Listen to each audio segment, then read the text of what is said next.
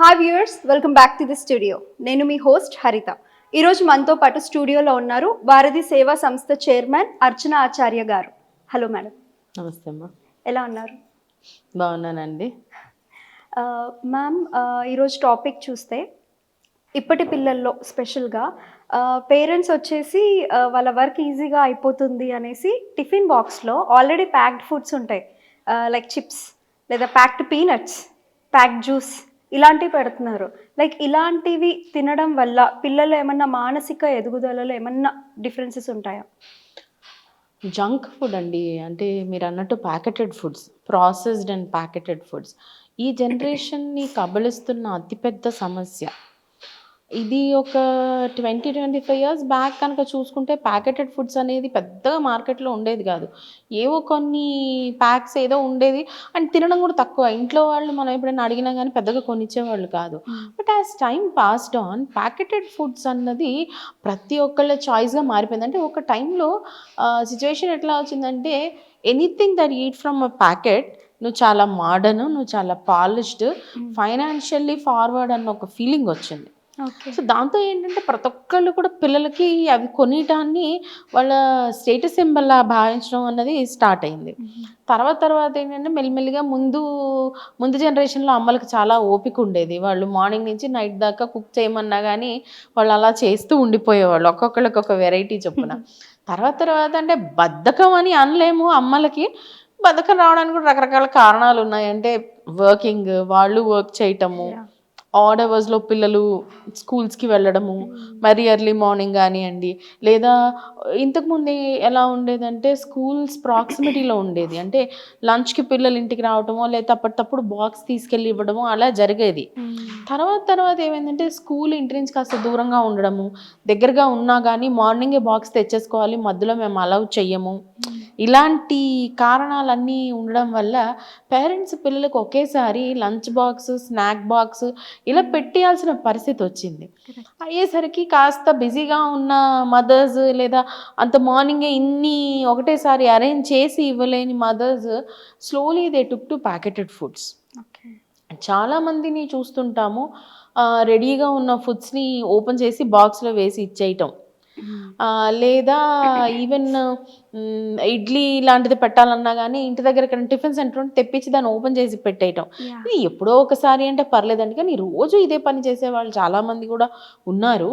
మీరు అన్నట్టు ఈ జంక్ ఫుడ్ అన్నది మనిషి ఎమోషనల్ వెల్బీయింగ్, మెంటల్ వెల్బీయింగ్ కానీ ఎమోషనల్ వెల్బీయింగ్ కానీ ఖచ్చితంగా ఎఫెక్ట్ చేస్తుందండి.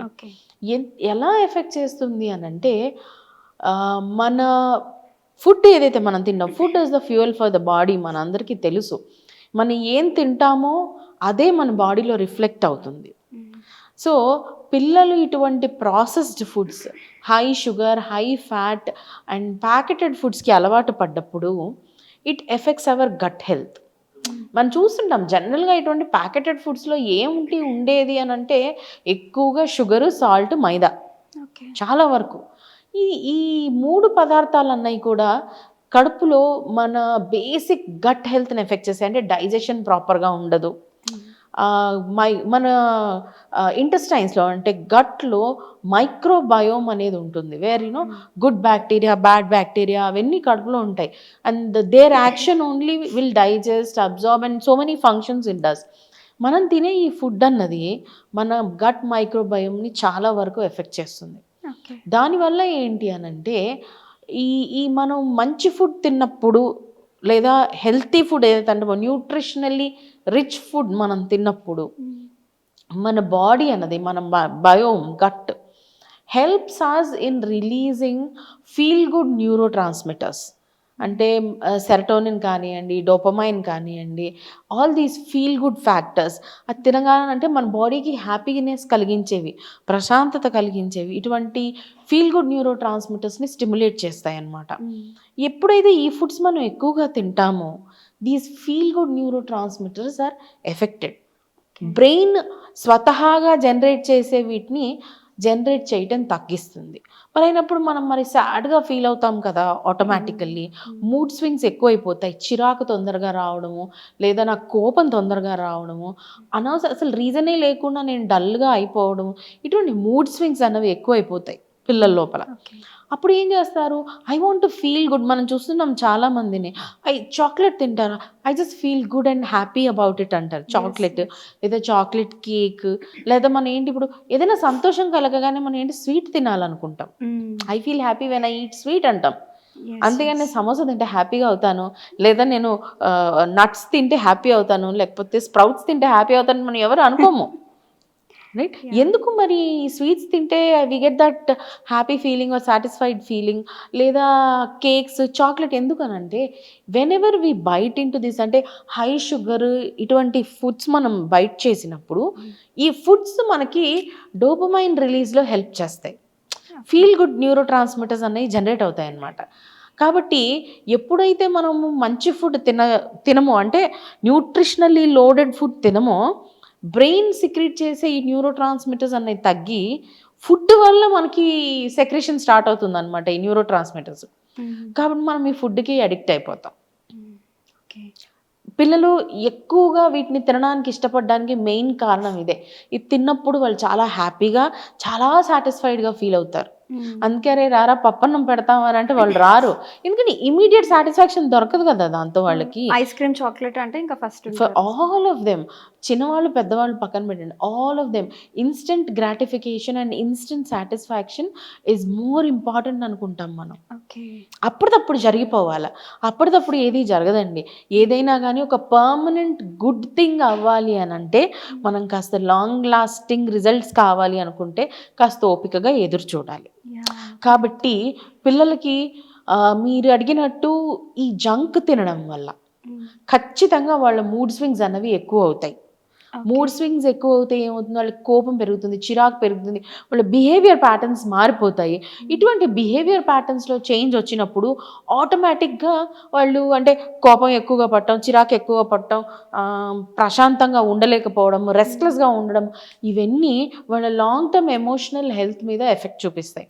ప్రతి వాళ్ళతో గొడవ పడటము, లేదా ఎదురు సమాధానాలు చెప్పటము, ఇటువంటి బిహేవియర్ అన్నది ఎక్కువైపోతుంది. ఇటువంటి బిహేవియర్ ఎక్కువైనప్పుడు ఆటోమేటిక్గా మనం వాళ్ళు ఏమంటారు, వీడు మొండి వెధవా, వీడు వెధవ వేషాలు వేస్తాడు, ఏంటి తిరగబడి మాట్లాడుతున్నావు అని ఒక 2 పీకే వాళ్ళు కూడా ఉన్నారు. సో ఇవన్నీ ఇంకా వాళ్ళు ఆ పిల్లల్ని ఇంకా రిజల్టెంట్గా, ఇంకా చిరాకుగా, ఇంకా ఫ్రస్ట్రేటెడ్గా, ఇంకా మొండిగా తయారు చేస్తారు. అగ్రెసివ్ బిహేవియర్ కూడా బాగా చూస్తున్నాం ఇప్పుడు స్లోగా. ఈ అగ్రెసివ్ బిహేవియర్ అన్నది డైరెక్ట్గా ఫుడ్ వల్ల రాకపోయినా కూడా ఆ వచ్చే మూడ్ స్వింగ్స్కి వస్తున్న రిజల్టెంట్ బిహేవియర్ ఏదైతే ఉందో, స్టిమ్యులస్ రెస్పాన్స్కి ఎండ్ బిహేవియర్లో వాళ్ళు అగ్రెసివ్గా కూడా తయారైపోతున్నారు. సో పిల్లలకి మనం బేసిక్గా చిన్నప్పటి నుంచి ఒక healthy dietary habit, healthy eating habit అన్నది అలవాటు చేయాల్సిన ప్రధాన బాధ్యత యాజ్ అ పేరెంట్ మన మీద ఉంది. కాబట్టి వాళ్ళు ఇప్పుడు మనం తినే ఫుడ్ ఏమనుకున్నాం, జంక్ తింటే లావ్ అయిపోతారు, లావ్ అవ్వకపోతే సన్నగా ఉంటే చాలు, మా పిల్లలు హెల్తీ ఫుడ్ తింటున్నట్టే అని అనుకుంటాం మనం. కాదండి, హెల్తీగా ఉండడము అని అంటే ఓన్లీ ఫిజికల్గా హెల్తీగా కనిపించడం కాదు, ఎమోషనల్గా కూడా వాళ్ళు హెల్తీగా ఉండాలి. మనం చాలామంది పిల్లల్ని మధ్యన చూస్తున్నాము, వాళ్ళ ఎమోషనల్ హెల్త్ కరెక్ట్గా ఉండట్లేదు, రెస్ట్లెస్గా ఉంటారు, ఫ్రస్ట్రేటెడ్గా ఉంటారు, మూడీగా ఉంటారు. మావాడు అంతేలే, వాడు ఎప్పుడేం చేస్తాడో వాడికే తెలియదు అని చాలా లైట్గా తీసేస్తుంటారు పేరెంట్స్. కేర్ ఫర్ నథింగ్ అన్నట్టు ఉంటారు పిల్లలు. అండ్ ఇంకొంతమంది పేరెంట్స్ ఉంటారు మ్యామ్, బయట ఫుడ్ కొనియరు కానీ ఇంట్లోనే జంక్ ఫుడ్ ప్రిపేర్ చేసి పెడతారు. అదేదో ప్రెస్టీజ్ అనుకుంటారు, అది కొంతవరకు బెటర్ అండి, నాట్ ఆల్వేస్. కానీ ఇంట్లో జంక్ ఫుడ్ అంటే పోనీ ఇంట్లో నేను చిప్స్ చేసి పెడుతున్నాను, ఇంట్లో నూడిల్స్ చేసి పెడుతున్నాను అంటే కొంతవరకు బెటర్. ఎందుకంటే బయట ఉన్న చీప్ క్వాలిటీ ఆయిల్స్ కానివ్వండి, చీప్ క్వాలిటీ ఇంగ్రీడియంట్స్ కానీ నేను కొంచెం అవాయిడ్ చేయగలుగుతాను. నాట్ దట్ ఇంట్లో నూడిల్స్ చేస్తే అది 100% హెల్దీ అని అసలు నేను చెప్పను. ఎందుకంటే ఇంట్లో నూడిల్స్ చేసినా బయట నూడిల్స్ చేసినా మైదా ఇస్ మైదా. మైదా మన బాడీకి చేసే డ్యామేజ్ చేస్తుంది.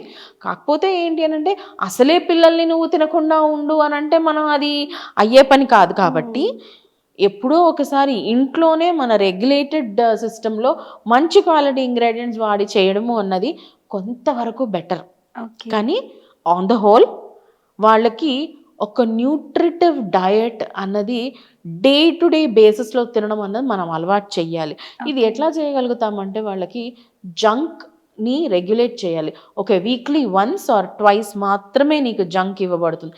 Junk includes noodles, pasta, any kind of food, chocolates, biscuits, లేకపోతే మనం నట్స్ అనుకో, నట్స్ మన ఇంట్లో ఉన్న నట్స్ కదా, కొంతమంది ఇప్పుడు ఏంటంటే నట్ పౌడర్స్ అని వస్తున్నాయి. Yeah. దాంట్లో ఏం కలుపుతున్నారు మనకు కాంబినేషన్ సరిగ్గా తెలియదు. అవును.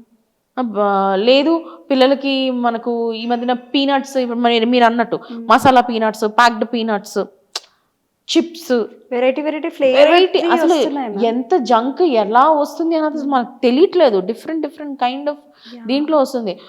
The other day I bought one packet నట్సే అది, కానీ తింటే పిండిగా ఉంది. పేరు మాత్రం నట్స్, పిండిగా ఉంది. అంటే అది మేబీ వాళ్ళు ఆర్టిఫిషియల్గా తయారు చేశారో లేకపోతే ప్రాసెస్డ్ నట్స్ ఏదైనా కలిపి ఉంటారో. మోస్ట్లీ దాంట్లో ఎక్కువగా గ్రౌండ్ నట్ కలిపినట్టున్నారు. సో బయట దాన్ని మనం వాళ్ళు కమర్షియల్ అండి, అది వ్యాపారం. వాళ్ళు డబ్బులు సంపాదించడానికి 1,00,000 దారులు వాళ్ళు తెరుచుకుంటారు. మనం మన పిల్లలకి ఏం పెట్టాలనేది మనం చూడాలి. వాళ్ళ లోపల ఫీల్ గుడ్ న్యూరో ట్రాన్స్మిటర్స్ని స్టిమ్యులేట్ చేసే ఫుడ్ వాళ్ళకి అలవాటు చేయాలి. అంటే those foods which stimulate secretion of serotonin and dopamine in the body. అంటే foods which are rich in omega-3 fatty acids, walnuts అవనియండి, ఫ్లాక్స్ సీడ్స్ అవనియండి, మనం ఇలాంటి ఫుడ్ వాళ్ళని తినడానికి ఎంకరేజ్ చేయాలి. టిఫిన్ బాక్స్లో 4 చిప్స్ వేసి పంపించే బదులు గుప్పెడ్ నట్స్, అది రైజిన్స్ అవనియండి, వాల్నట్స్ అవనియండి, ఆల్మండ్స్ అవనియండి, లేదు గుమ్మడి గింజలు. ప్రతిసారి మనం ఏమనుకుంటామంటే నట్స్ పెట్టండి పిల్లలకన్నా, అమ్మో అంత కాస్ట్ మనం భరించలేమంటారు. ప్రతిసారి అందరూ ఆల్మండ్స్, కాజు పెట్టాల్సిన అవసరం లేదండి. వాల్నట్స్ లాగా గుమ్మడి గింజలు పెట్టండి. మనకి దీన్ని దోసకాయ గింజలు దొరుకుతాయి, కర్బూజా గింజలు దొరుకుతాయి, సన్ఫ్లవర్ సీడ్స్ దొరుకుతాయి. మనం బయట మార్కెట్లోకి వెళ్ళి షాప్స్లో సర్వే చేస్తే కనుక రకరకాల సీడ్స్ దొరుకుతాయి. మనకు తక్కువ కాస్ట్లో దొరికేవి కూడా ఉన్నాయి. మనం ఇంట్లో మామూలుగా దోసకాయలు, గుమ్మడికాయలు కూర చేసుకుని చేసినప్పుడు తీసి ఎండబెట్టేసి you can give it your children. కొంచెం టైం పడుతుంది. మా గ్రాండ్ మదర్ అదే పని చేసేది, అది పడేసేది కాదు. మనకి ఇప్పుడు ఓపిక తగ్గింది కనుక మార్కెట్లో దొరుకుతున్నాయి, కొనుక్కొచ్చుకోవాలా. But whatever it is, అది ఎటువంటి వ్యయప్రయాసల కోర్చైనా సరే మనం పిల్లలకి ఒక హెల్తీ డయట్ అన్నది మనం అలవాటు చేయాలి. జంక్ ఇప్పుడు తినాలి, న్యూట్రిటివ్ ఇప్పుడు తినాలి. ఎందుకంటే న్యూట్రిషన్ అన్నది not only for physical well being అండి, mental and emotional well being also depends upon the nutrition that you give to your body. కాబట్టి పిల్లలు హోలిస్టిక్గా ఎదగాలంటే వాళ్ళ శారీరక ఆరోగ్యంతో పాటు వాళ్ళ మానసిక ఆరోగ్యం కూడా చాలా చాలా ఇంపార్టెంట్. అది కనిపించదు కాబట్టి పెద్దగా దాని గురించి మనం పట్టించుకోము, కానీ పట్టించుకోవాల్సిన సమయం ఇది. వాళ్ళు మానసికంగా కూడా చాలా ఆరోగ్యంగా ఎటువంటి డీవియేషన్స్ లేకుండా వాళ్ళు పెరగాలనంటే diet is the most important thing అండి.